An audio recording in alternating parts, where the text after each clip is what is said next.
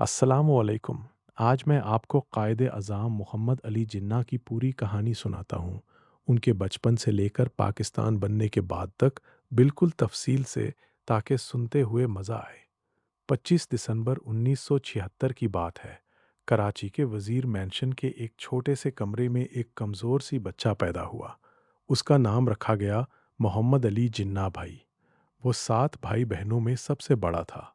उसकी माँ मिथी बाई ने उसको देखते हुए कहा था, ये लड़का ज़रूर बड़ा बनेगा। उसका बाप जिन्ना भाई पूंजा एक अमीर ताजिर था, जो कथियावार से कराची आया था। बचपन में जिन्ना थोड़ा कमज़ोर था, लेकिन उसकी आंखों में अजीब सी चमक थी। उसने पहले सिंध मदरसतुल इस्लाम में पढ़ाई की, फिर मिशन स्कूल में। 16 साल की उम्र में ही उसको लंदन भेज दिया गया, पहले बिजनेस सीखने के लिए, लेकिन उसने लॉ पढ़ने का फैसला किया। लिंकन्स इन जॉइन किया।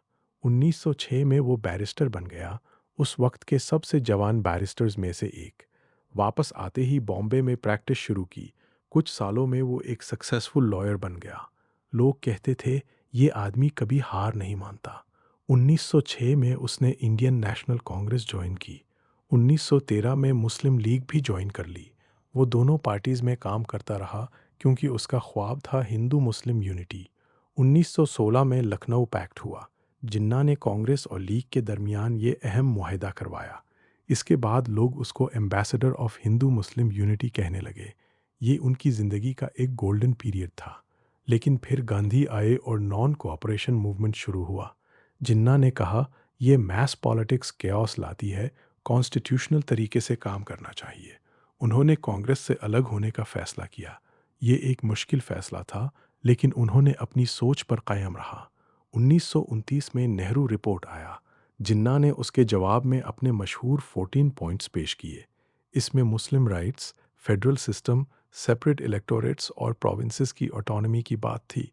ये पॉइंट्स बाद में पाकिस्तान की बुनियाद बनाए। 1934 के बाद उन्होंने मुस्लिम लीग को दोबारा जिंदा किया। लीग पहले कमज़ोर थी, लेकिन जिन्ना की मेहनत से वो एक स्ट्रॉन्ग पार्टी बन गई।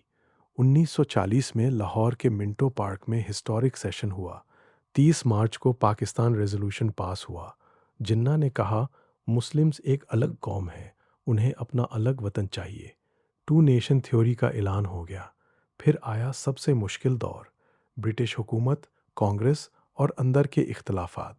Direct action day, cabinet mission plan, Mountbatten plan. Jinnah ने हर स्टेज पर लीगल और कैलकुलेटेड तरीके से काम किया। आखिर में उन्होंने पार्टीशन कबूल कर लिया, चाहे वो मेम्ड और मौत ईटन ही क्यों ना हो।